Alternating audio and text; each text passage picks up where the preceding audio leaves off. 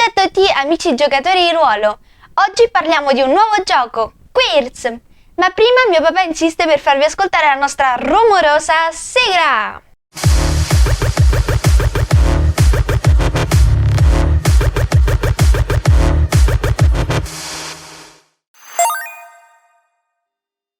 Ragazzi e ragazze, mi raccomando, ora vi parlo di Quirz, ma prima iscrivetevi al nostro canale YouTube e finita la recensione andate anche sugli altri nostri canali social, aiutateci a crescere. Che cos'è Quirz? Quirz è prima di tutto un gioco di ruolo pieno zeppo di mosse super sentai con le quali sconfiggere i mali della bigotteria e dell'ignoranza. Aspetta che sento già la prima domanda. Ma Gaia, cosa sono le mosse super sentai? Queste, cari amici!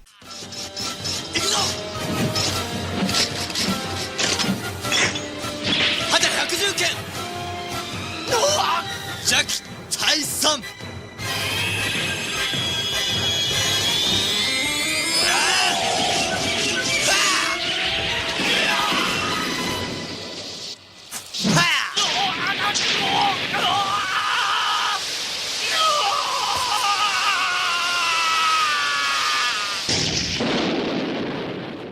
Visto che roba, lontano dalle mosse di Ken il guerriero, Guarda! Ma basta fare mosse strane in questo gioco? Ci ritroviamo tutti intorno a un tavolo tipo squadra genio?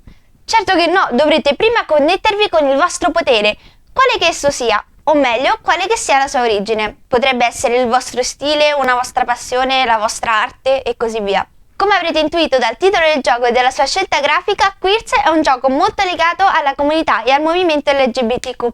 Naturalmente però non è necessario identificarsi come LGBTQ+, per poter giocare a questo gioco di ruolo. Se mai nella vostra vita siete stati etichettati come diversi, magari proprio per la vostra passione per i giochi di ruolo o i giochi da tavolo, o anche i fumetti, allora potete giocare a Quirz e lottare per costruire un mondo migliore, un luogo mentalmente più aperto. In Quirz vestirete i panni di un eroe benedetto dai magici poteri della Rainbow Empathy, ma naturalmente ogni eroe che si rispetti ha la propria nemesi, e il nemico giurato dei Quirz sono i Justice Knights di nero vestiti che vogliono mantenere normale la società. Justice nel nome, ma di fatto parliamo di una loro personalità di giustizia deviata dall'odio. L'arma dei Justice Knights è l'ignoranza, una forza tangibile che si cristallizza in una sostanza scura che blocca la mente e la vista, rendendo i vostri avversari più ciechi che dei veri malvagi. Ma non fermerete certo l'ignoranza a suon di mosse e pugni, anche quelli servono ovviamente, ma dovrete parlare con i vostri nemici e scoprire come e perché l'ignoranza è radicata nei loro cuori. Non dovrete sconfiggerli quanto curarli, e per farlo dovrete entrare nel loro inner space, in quello spazio intimo dove risiedono traumi e segreti. Per farlo dovrete fare affidamento sulla vostra Rainbow Empathy. Ma andiamo con calma. Come si gioca a Quirz? Ruolare sì, ma anche giocare. Quirz gira grazie al collaudato motore di gioco di City of Mist, finalista come gioco di ruolo nell'anno 2019. Il sistema di gioco è basato su roll più tags e un motore narrativo davvero unico, estremamente facile da imparare, che mixa il Powered by the Apocalypse di Apocalypse World ad un sistema di attributi molto completo quanto vario. Di fatto non si hanno limiti. Sia City of Mist che Quirz si basano molto sull'interpretazione, le descrizioni e la creatività sono molto più importanti di numeri e tabelle. Il gioco e la storia narrata si sviluppano compiendo scelte difficili che metteranno alla prova la nostra morale, proprio come in una serie TV o in un fumetto. Si parla infatti di uno stile di gioco cinematografico. Il nostro personaggio evolverà in base alle azioni che avrà compiuto e grazie naturalmente al sapiente uso che faremo dei suoi attributi. I Quirz e i loro nemici, gli ignoranti, si muovono in un ambiente metropolitano, la città. Ogni città è buona, potete ambientare le vostre sessioni di gioco a Roma come a Milano o a Londra, oppure anche a Gotham City, non è importante. Sarebbe preferibile comunque che l'ambiente in cui mi muovete sia ricco di culture diverse e possibilità, ovvero un vero esempio di moderna umanità, insomma. I cavalieri attaccano sia con parole feroci che con strutture, creature e oggetti che possono creare dalla cristallizzazione dell'ignoranza stessa. A volte sono stella ninja, altre volte sono serpenti a più teste. Il limite è l'immaginazione vostra e del vostro master. Potete resistere a questi attacchi in una miriade di modi, sfruttando un'evasione ginnica o sferrando un pugno che rompe l'ignoranza, fino a evocare tutto il vostro orgoglio e far esplodere tutto con un Rainbow Flash. Ma perché non prendere a pugni cattivi e finirla lì? Perché in Quirz, proprio come nella vita vera, la violenza non è mai la risposta. Ma soprattutto potreste anche stenderli con un pugno, ma non è certo colpendoli molto forte anche che risolverà il problema della loro ignoranza. Aggiungerai solo odio all'altro odio. Ricorda, non sono mostri, sono persone anche loro, solo con idee diverse e deviate dall'odio. Una volta che avrai frantumato l'ignoranza di un cavaliere della giustizia, sarai in grado di eseguire la più incredibile delle abilità di un quiz, ovvero la Rainbow Empathy. Con la Rainbow Empathy entrerai nel loro inner space e potrai trovare e affrontare il nucleo dell'ignoranza, dove risiede un trauma o un segreto da affrontare e comprendere e curare. Alla lotta più propriamente fisica si aggiunge quindi anche una battaglia emotiva e sarà necessario vincerle entrambe per poter proseguire nel gioco vittoriosi. Ogni PG ha 4 temi che potrete scegliere nelle combinazioni che meglio preferite tra 2 gruppi, Rainbow e Realness. I temi Rainbow legano il nostro personaggio al suo essere eroe, una connessione diretta col suo potere unico.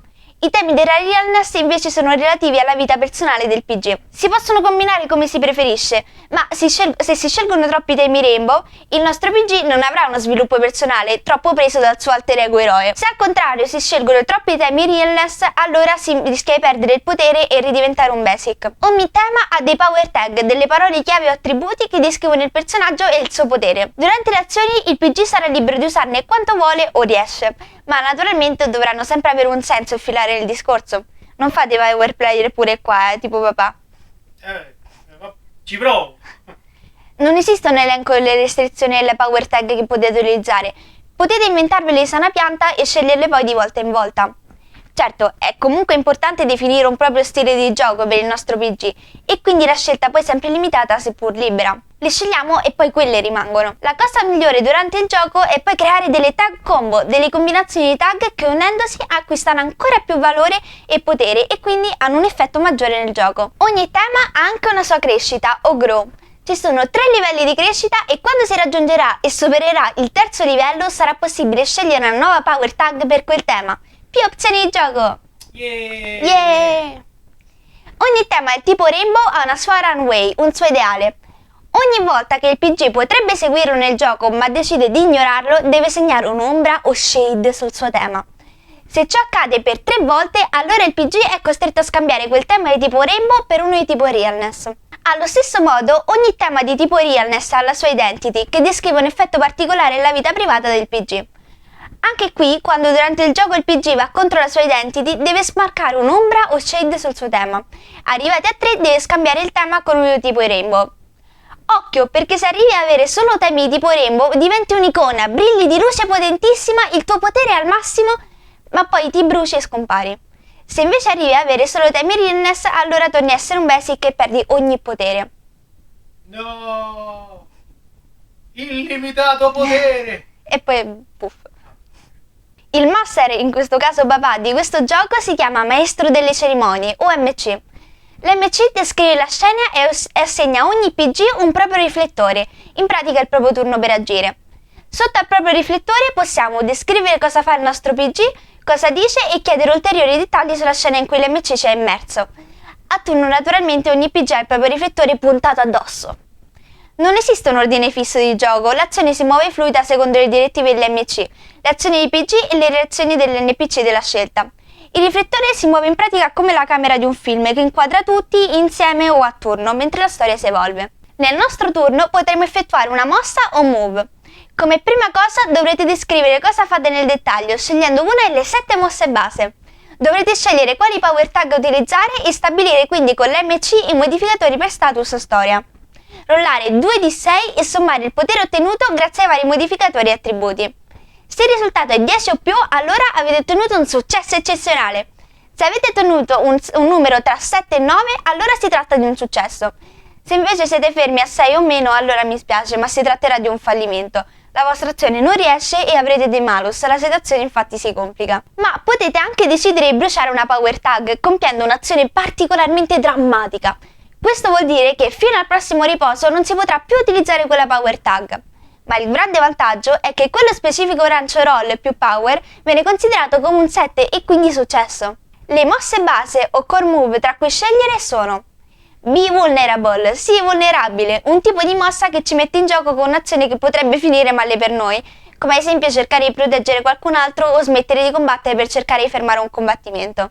Care, prendersi cura, ci permette di rimuovere uno status negativo che era stato in precedenza assegnato a noi o a un nostro alleato. Get a clue, investigare o ottenere un indizio, ottenere nuove informazioni su un elemento della storia o della scena che stiamo vivendo. resistere, schivare uno status negativo che qualcuno sta cercando di affibbiarci. Slay, colpire, con questa mossa prendiamo a calci qualcuno e gli mogliamo noi uno status negativo, anche se non vuole. Strike a pose, mettersi in posa. Pronti all'azione o potenziamento positivo per noi o un alleato sulle prossime mosse, magari guadagnando anche uno status favorevole. Talk it out, parliamone, risolvere un problema parlandone invece che menando le mani. Come vedete, non stiamo certo parlando di lanciare un incantesimo o caricare a testa bassa un avversario. Quirze, così come City of Mist, si mostrano davvero particolari. Come avrete capito, in Quirze c'è grande libertà, sia di regole che di interpretazione. Però per alcuni, forse per molti, tutta questa libertà potrebbe essere una difficoltà, non riuscendo almeno all'inizio a capire dove mirare, orientarsi e creare al meglio la loro idea di PG, anche per la semplice scelta di temi e attributi. Sbirciando la pagina Kickstarter, di cui troverete il link in descrizione, ho visto anche il Quirze Character Creation Guide. Credo si tratti di un manuale molto utile che aiuterà i giocatori nella creazione passo passo del proprio personaggio. Se giocherete a Quirze vi consiglio davvero di partire da questo manuale prima di lanciarvi in un personaggio tutto originale e libero. Se durante questo video mi avete sentito utilizzare molti termini in inglese è perché il gioco al momento è su Kickstarter e abbiamo potuto leggere solo una demo in inglese, quindi non sappiamo come molti termini verranno tradotti in italiano o se verranno mai tradotti e quindi non vorremmo usare una terminologia che per molti poi si potrebbe rivelare errata. Se comunque avete dubbi, come sempre potete domandarci tutto senza problemi.